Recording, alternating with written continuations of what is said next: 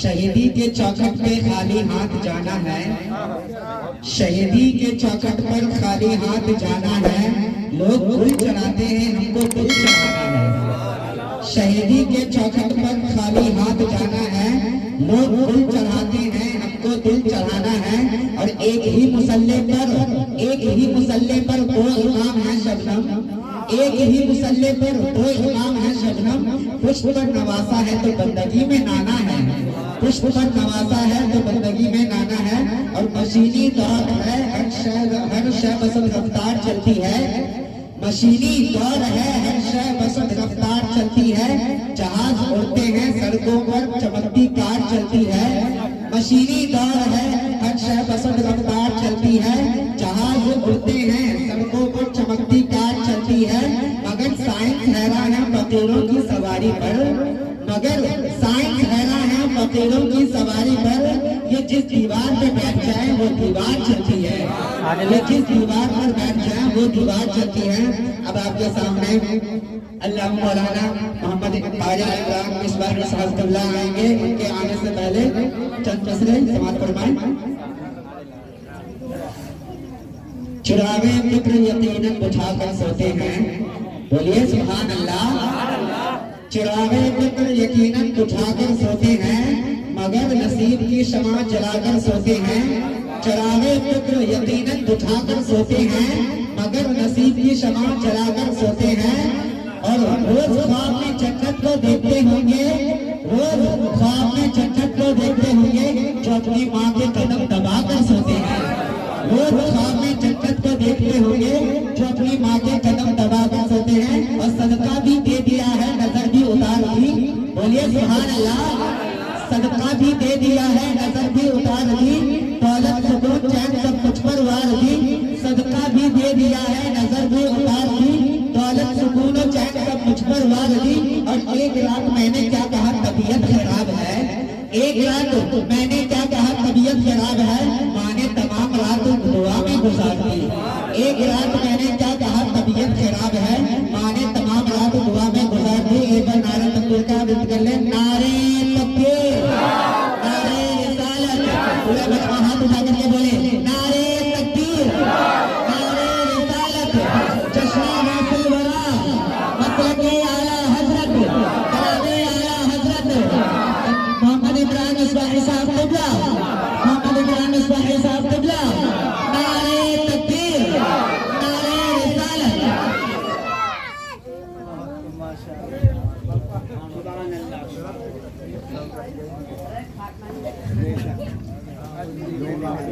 محفل پاک میں بیٹھے علماء کرام، مہمانان رسول، نوجوان اسلام، میرے بزرگوں، عزیز بچوں اور میری ماں بہنوں، السلام علیکم ورحمۃ اللہ وبرکاتہ۔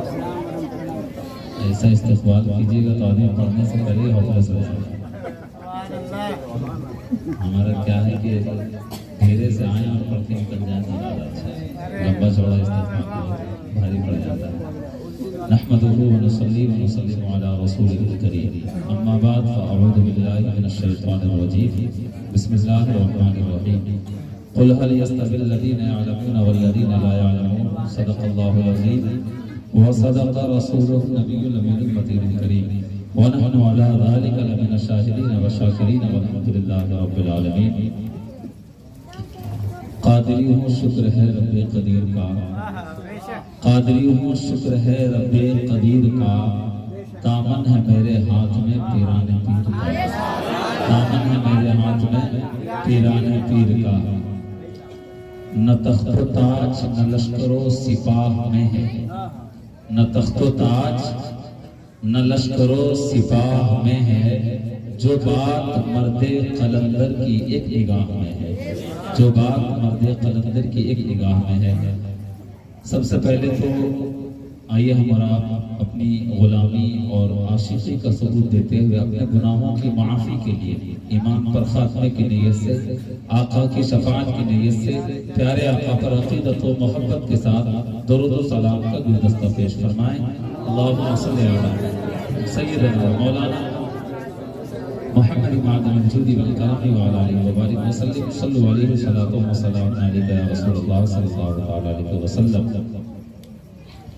تیری سرکار میں لاتا ہے رضا اس کو شفیع، سرکار اعلیٰ حضرت کیا فرماتے ہیں؟ تیری سرکار میں لاتا ہے رضا اس کو شفیع، جو میرا غوث ہے اور لاڈلا بیٹا تیرا، جو میرا غوث ہے اور لاڈلا بیٹا تیرا۔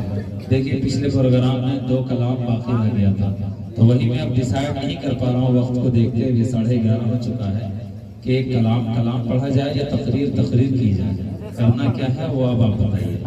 2 کلام تو فرمائشی ہے، اس کو تو پڑھنا ہی پڑھنا ہے، جب 2 آپ کی طرف سے ہو سکتا ہے تو 1 میری طرف سے بھی تو رہے گا۔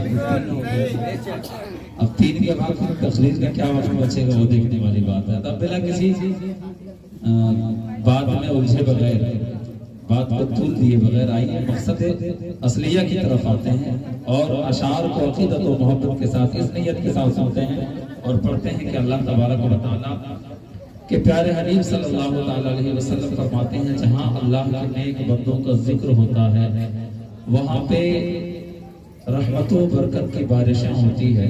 تو اس نیت کے ساتھ ہم پڑھیں کہ ہم پر اللہ کی خصوصی رحمت اور برکت کی بارش برسے اور ہمارا دنیا اور آخرت کا بیڑا پار ہو جائے۔ بیڑا پار ہونا بہت بڑی بات ہے۔ حضرت سیدنا ابوبکر صدیق کہتے تھے تنکا کو، لکڑی کو، مٹی کو اٹھا کر کہ کاش میں مٹی ہوتا تو قیامت کے دن کو حساب ہم سے نہیں لیا جاتا۔ انسان ہونا کوئی آسان نہیں ہے، بہت ساری ذمہ داریاں اللہ نے سونپی ہیں، اس کو ادا کرنا ہے۔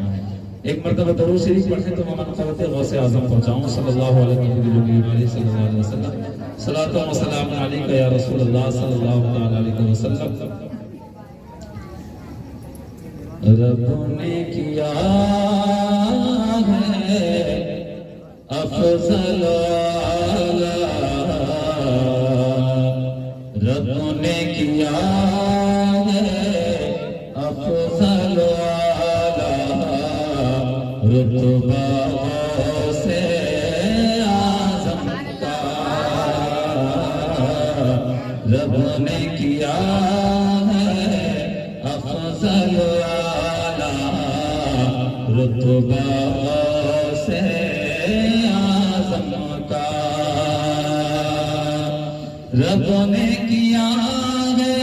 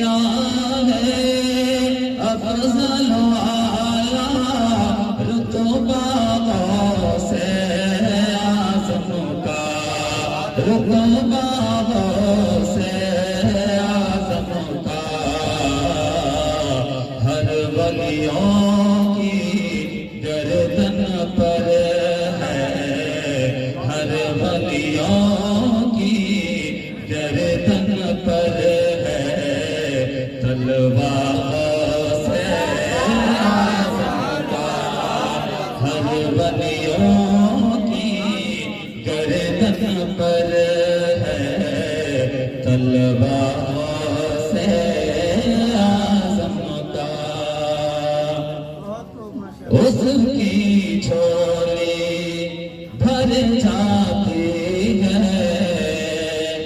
دل سے جس نے ہے مانگا، اس کی جھولی بھر جاتی ہے دل سے جس نے ہے مانگا، اس کی جھولی بھر جاتی ہے دل سے جس نے ہے مانگا، اس کی جھولی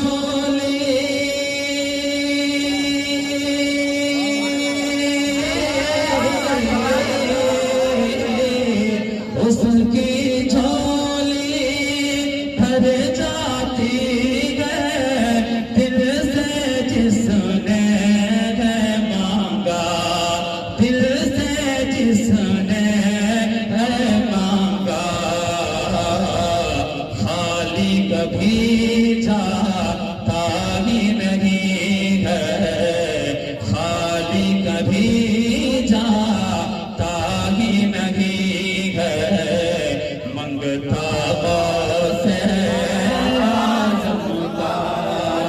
خالی کبھی جاتا ہی نہیں ہے منگتا غوث اعظم کا سربردی کے لطف و کرم سے صدقے شہید اعظم کے سربردی کے لطف و کرم سے صدقے شہید اعظم کے سربردی کے لطف و کرم سے صدقے شہید اعظم کے سربردی کے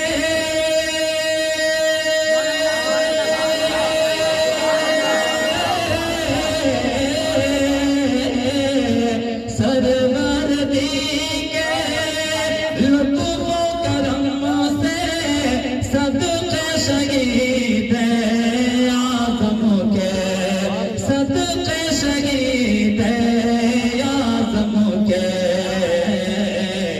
ساری دنیا میں چلتا ہے ساری دنیا میں چلتا ہے سکہ غوث اعظم کا ساری دنیا میں چلتا ہے سکہ غوث اعظم کا اور اس شعر کو بھی خصوصی توجہ کے ساتھ سماعت کریں افریقہ افغان بچا ہے بھارت چین ہو یا لنکا غوث اعظم کی محفل صرف سونیا گاندھی کیمپ میں یا صرف سرزمین دہلی میں نہیں ہو رہا بلکہ ساری دنیا میں غوث اعظم کی محفل سجائی جائے گی افریقہ افغان بچا ہے بھارت چین ہو یا لنکا افریقہ افغان بچا ہے بھارت چین ہو یا لنکا گونج رہا ہے سارے جہاں میں گونج رہا ہے سارے جہاں میں نعرہ غوث اعظم کا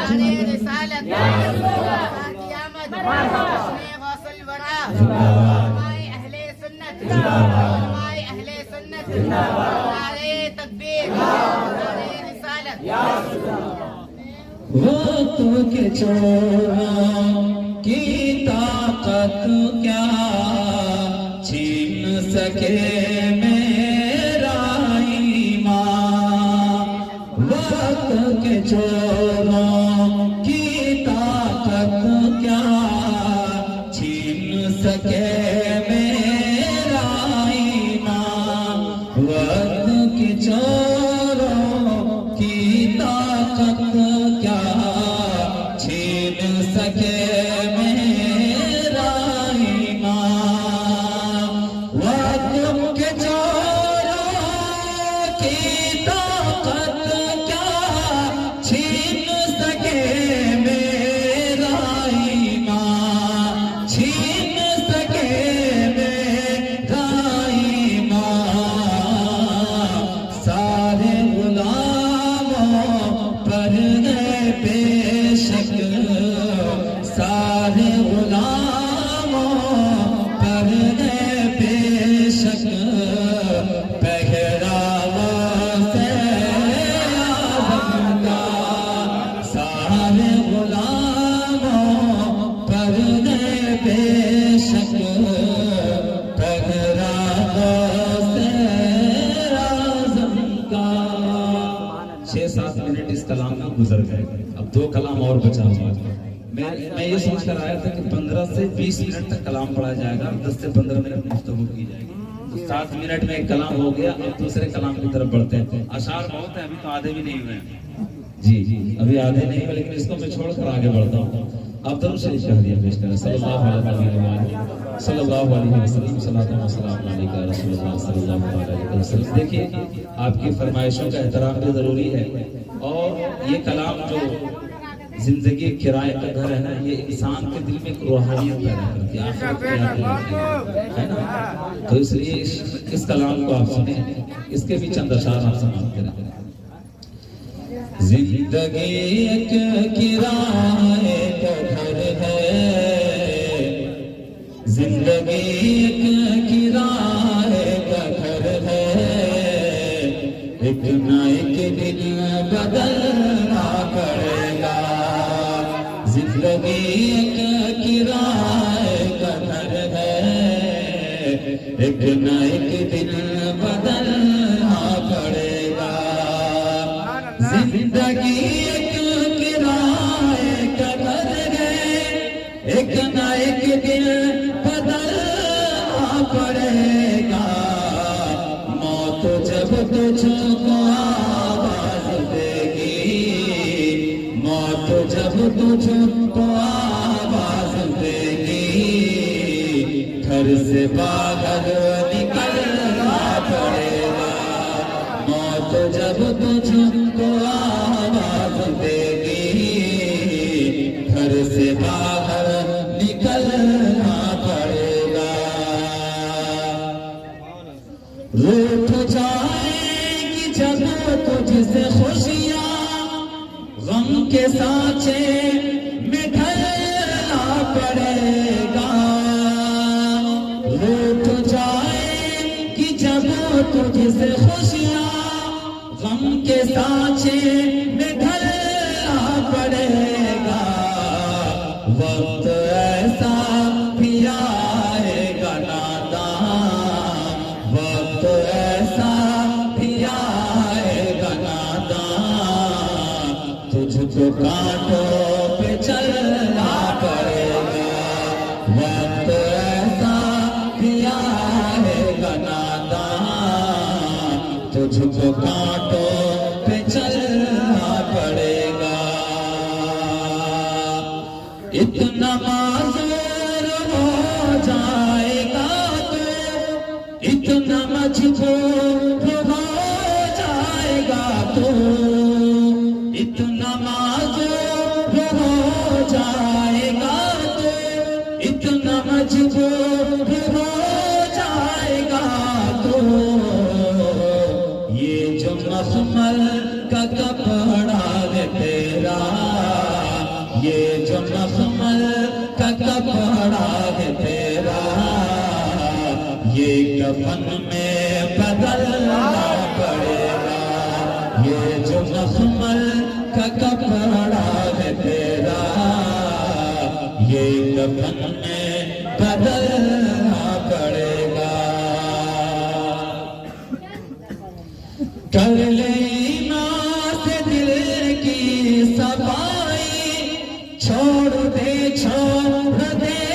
تو برائی۔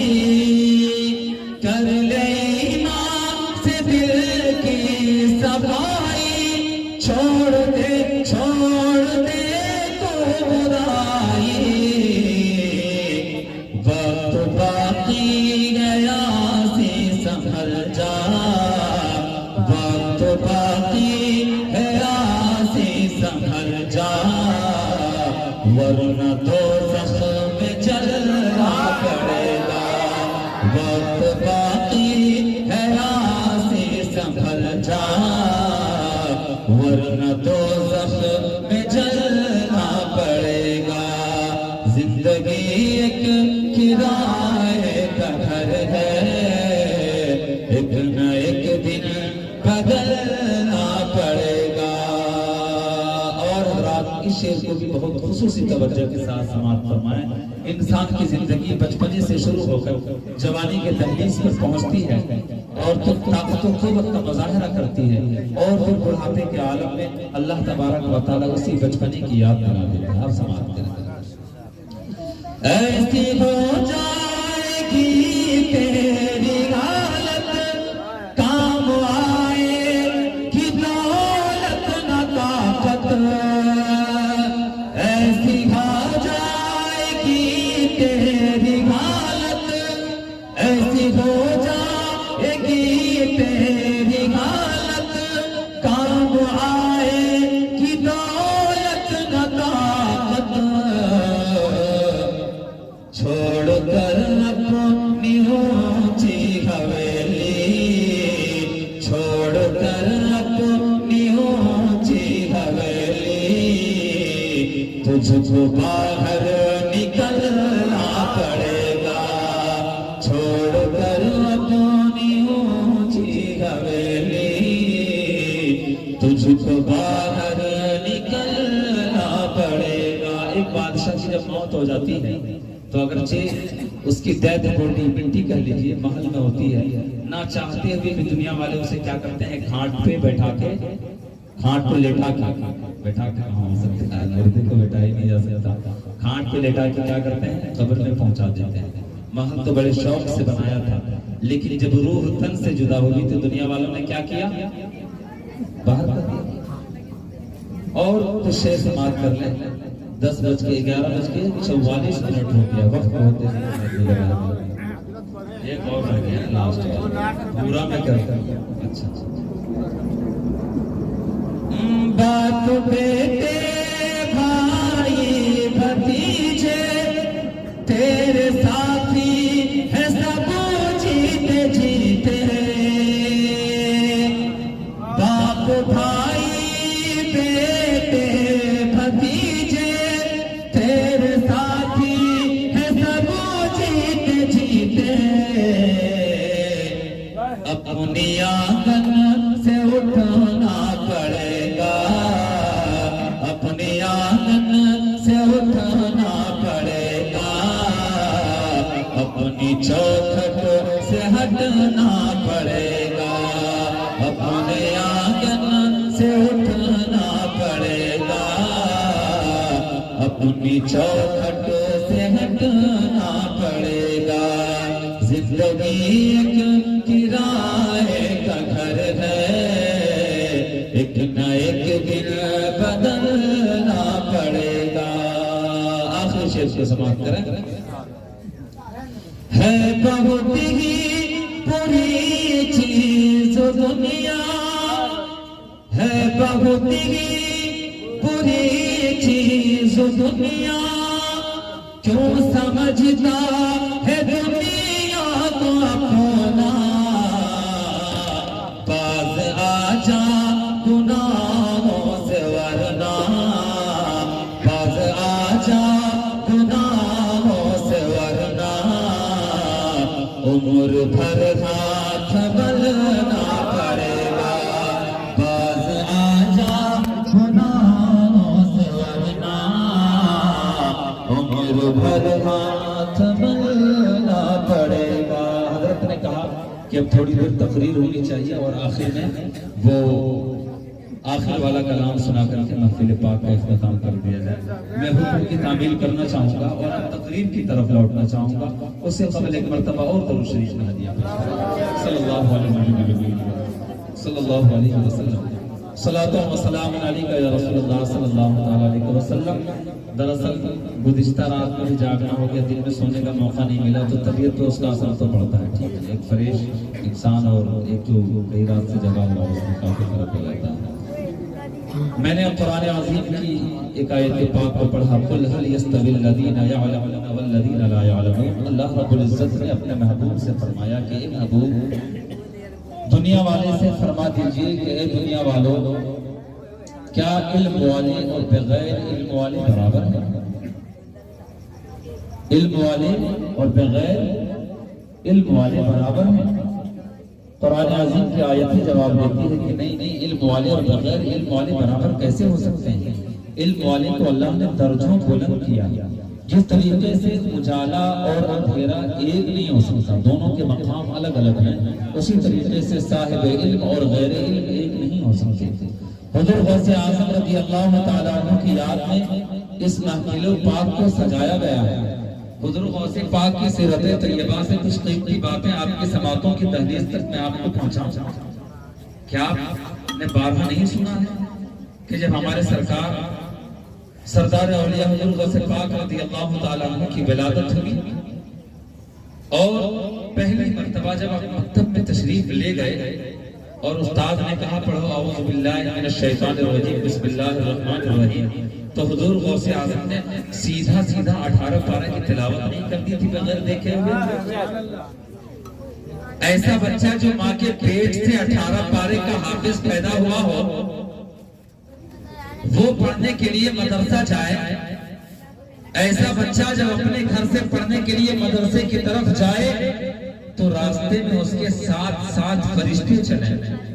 وہ بچہ جب مدرسہ پہنچ جائے اور بیٹھنے کے لیے جگہ میں قلت ہو تو بقیہ جو طلبہ جو بچے پہلے سے بیٹھے ہوئے ہوں ان بچوں کو فرشتے اپنی آواز میں نورانی آواز میں کہیں کہ پیروں کے پیر اللہ کے ولی آ گئے ہیں، ان کے بیٹھنے کے لیے جگہ دو. اللہ کا ولی ہو کر پڑھنے کے لیے مدرسہ جائے، اللہ کا ولی ہو کر 18 سال کی عمر ہو جائے تو پڑھنے کے لیے اپنے والدہ ماجدہ سے اجازت لینے کے لیے گھر سے بہت دور چلا جائے. حضور غوث پاک فرماتے ہیں دوران طالب علم حاصل کرنے کا دوران مجھ پر ایسی حالتیں گزری ہے، ایسی مشقتیں مجھے برداشت کرنی پڑی ہے، ایسی مشکلوں کا سامنا کرنا پڑا ہے، ایسی صعوبتوں کو میں نے جھیلا ہے کہ اگر ان مشکلوں کو ان صعوبتوں کو پہاڑ پر رکھ دیا جاتا تو پہاڑ ریزہ ہو جاتا. حضور غوث اعظم رضی اللہ تعالیٰ عنہ فرماتے ہیں کہ حصول علم کے دوران مجھے 20 دن تک کھانا میسر نہیں آتا. 20 دن تک اللہ کا ولی بھوکا رہ کر قرآن و حدیث کا علم حاصل کر رہا ہے. لیکن آج کے بچے جنہیں الف با نہیں پڑھنے آتا ہے، آج کے بچے اگر اما پارا یسترن القرآن اور قرآن شریف کے چند پارے پڑھ لیں تو والدین کا یہ جواب ہوتا ہے کہ ہاں بچے تو قرآن شریف تک پڑھ لیے ہیں. ارے حضور غوث پاک کی ذات کو دیکھو، 18 پارہ کا حافظ ہی پیدا ہوئے ہیں، ان کو تو کبھی جانا ہی نہیں چاہیے پڑھنے. اگر ہمارے بچے صرف قرآن شریف تک پڑھ کر پڑھے لکھے ہو گئے تو حضور غوث پاک کو 18 پارہ کے حافظ پیدا ہوئے تھے، وہ پڑھنے کے لیے کیوں گئے؟ اور صرف مکتب نہیں گئے بلکہ پڑھتے رہے. کم عمری سے جو تعلیم سٹارٹ کی پڑھتے رہے. 18 سال کی عمر ہو گئی تھی تب ماں سے اجازت دے کر پڑھنے کے لیے گئے تھے، جو سفر کا واقعہ آپ نے سماعت کیا، اور پڑھتے رہے. تمام علوم نقلیہ اور عقلیہ حاصل کر لیا، اور حاصل کرنے کے بعد تجارت بھی کرتے تھے اور مدرسے میں تعلیم بھی دیتے تھے. اپنے زمانے میں اس جیسا عالم کوئی نہیں تھا حضور غوث اعظم کی طرح، اور حضور غوث اعظم کی طرح کوئی تاجر بھی نہیں تھا. اگر علم میں حضور غوث پاک کا کوئی جواب نہیں تھا تو دولت بھی اللہ نے ایسی نواب رکھی تھی کہ ایسا لباس پہنتے تھے کہ ایسا لباس بادشاہوں کو میسر نہیں تھا. آپ اتنی قیمتی چادر کو اڑا کرتے تھے کہ چور تاج میں رہا کرتے تھے کہ کب موقع ملے اور چادر ہم اٹھا لیں. حضور غوث اعظم بہت قیمتی چادر اوڑھے ہوئے تھے، اور جنگل کی طرف نکلے تو پیچھے سے ایک چور ہو لیا، کہا کہ موقع ملے گا تو جھپٹ لیں گے. جھاڑی کے قریب پہنچے تو چور نے موقع کو غنیمت سمجھ کر آپ کے چادر مبارک پر ہاتھ ڈالی اور چادر لے لیا. لیکن اللہ والوں کی شان تو دیکھو، اگر ہم اور آپ ہوتے تو کیا کرتے؟ مارنا شروع کر دیتے. حضور غوث اعظم کی چادر چور نے لی تو حضور غوث اعظم اس چور سے کچھ نہیں کر رہے ہیں بلکہ رب سے فریاد کر رہے ہیں کہ مولا پاک پروردگار عالم، یہ تو چور ہے لیکن دامن کس کا پکڑا ہے؟ یا پاک پروردگار عالم، میرا دامن پکڑنے والا بھی اگر چور ہی رہ جائے گا تو دنیا کیا کہے گی کہ عبد القادر کا دامن پکڑنے والا چور ہی رہا. پاک پروردگار عالم اس کو توبہ کی توفیق عطا فرما. اللہ والے کی دعائیں ہیں، رب نے دعا قبول فرمائی اور کہا کہ اے عبد القادر، صرف اس کی توبہ کو ہم قبول نہیں کریں گے بلکہ اسے ولایت کا درجہ بھی عطا فرما. اللہ تبارک و تعالی نے حضور غوث اعظم کے دربار سے چوروں کو، ڈاکوؤں کو، ابطال و قطب کا درجہ تو نہ چور ہے نہ ڈاکو ہے، حضور غوث اعظم کے نام لیوا ہے، تو کیا ایسا لگتا ہے کہ محروم کر دیے جائیں گے؟ ہم تو دونوں میں سے کچھ نہیں ہے نا۔ اور اگر خدا نہ خواستہ زندگی میں کبھی کسی سے یہ گناہ سرزد ہو گیا، چونکہ انسانی تو ہے، ممکن نہیں ہے انسان سے گناہ ہو سکتے ہیں، لیکن انسان کی جب تک آنکھ کھلی ہوئی ہے، اور وہ آنکھ کب بند ہوگی ہے میں ٹائم اور ڈیٹ نہیں معلوم، تب تک توبہ کا دروازہ رب نے کھلا ہوا رکھا ہے۔ صدق دل سے اگر ہم توبہ کریں تو بارگاہ ربی میں قبول ہوگی، اور اگر غوث کی محفل میں کریں تو بدرجہ اولا قبول ہوگی۔ حضور غوث اعظم کا مقام کیا ہے ہم سماعت کریں۔ حضرت سیدنا جنید بغدادی رضی اللہ تعالیٰ عنہ، جو حضور غوث اعظم رضی اللہ تعالیٰ عنہ سے پہلے کے بزرگ ہیں، حضور غوث اعظم سے پہلے کے بزرگ ہیں، حضور غوث اعظم رضی اللہ تعالیٰ عنہ کے مقام مرتبے کا اس سے آپ اندازہ لگائیں۔ حضرت جنید بغدادی رضی اللہ تعالیٰ عنہ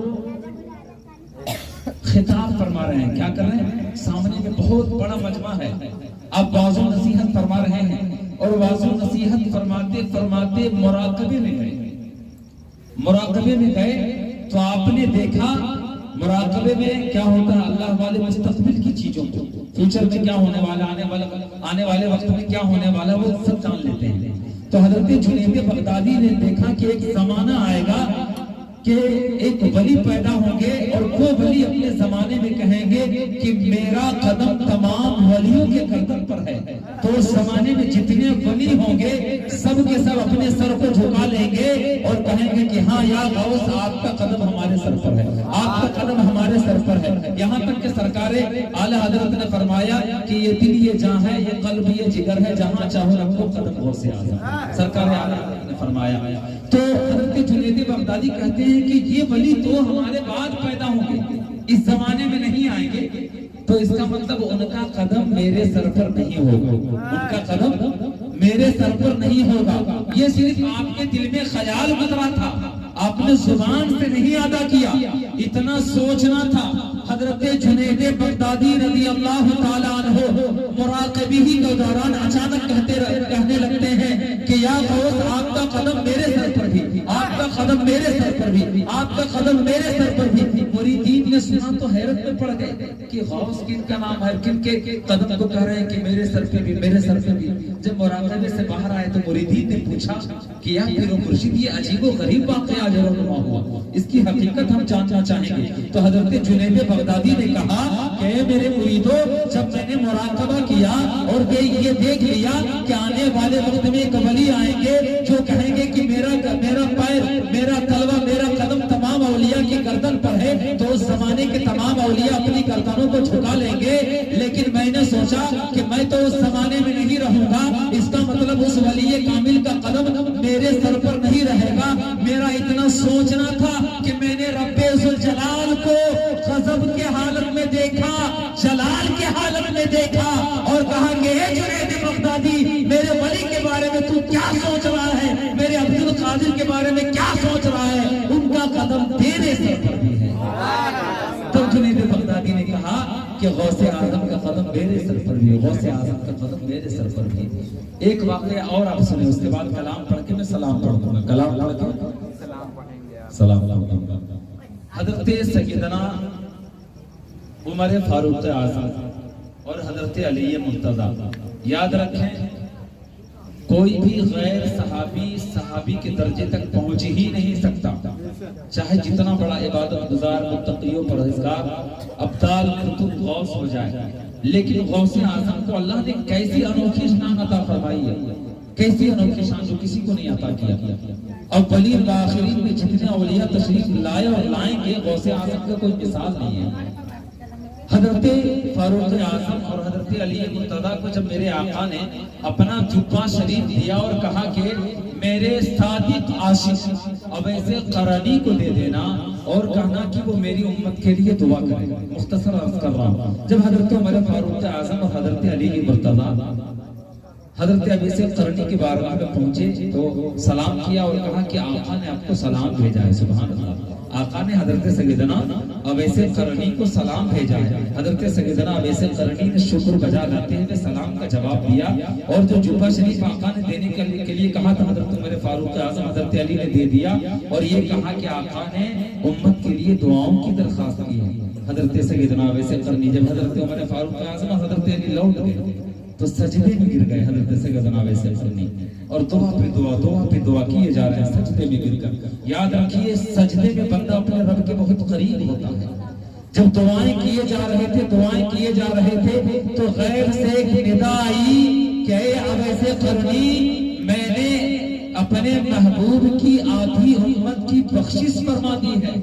اپنے محبوب کی آدھی امت کی بخشش فرما دی ہے اور آدھی امت کی بخشش غوث اعظم کی دعاؤں سے اور شفاعت سے کر دیں گے. سبحان اللہ. یہ آدھی کی جو مثال ہے اس زمانے میں جو موجودہ امت تھی وہ مراد ہے. سمجھ رہے ہیں آپ؟ ورنہ یہ واقعہ بہت ہے. حضرت فاطمہ کا بھی ہے, بہت سارے واقعات ہیں تو آپ کا ذہن الجھے نہ, اس لیے میں نے وضاحت کر دی. اس ٹائم جتنے آقا کی امت اپنی جسم و جسمانیت کے ساتھ موجود تھے وہ مراد ہے اور آدھی امت کو ہم غوث اعظم کی شفاعت سے بخش دیں گے. حضرت سیدنا اویس قرنی نے کہا کہ مولا یہ غوث اعظم کون ہے؟ تو رب کی طرف سے غیبی آواز آئی کہ اے اویس قرنی یہ غوث اعظم میرے محبوب کے محبوب ہوں گے جو آنے والے وقت میں پیدا ہوں گے اور اس وقت کے بعد سے قیامت تک جو لوگ ان کو اپنا پیر مانیں گے, ان کو سردار اولیاء مانیں گے, جو لوگ ان کو قبول کریں گے, رب تبارک و تعالیٰ ان گنہگاروں کو اپنی بارگاہ میں قبول کرے گا. اور جو غوث اعظم کو قبول نہیں کریں گے اللہ تبارک و تعالیٰ اسے رد فرما دے گا. غوث اعظم کو قبول کرنے کا کیا مطلب ہے؟ یعنی جو غوث اعظم سے عقیدت اور محبت اپنی زندگی میں نہ کر سکتا, یہ مراد ہے. اللہ کا کتنا شکر ادا کیا جائے کہ اللہ رب العزت نے گنہگاروں کو اپنے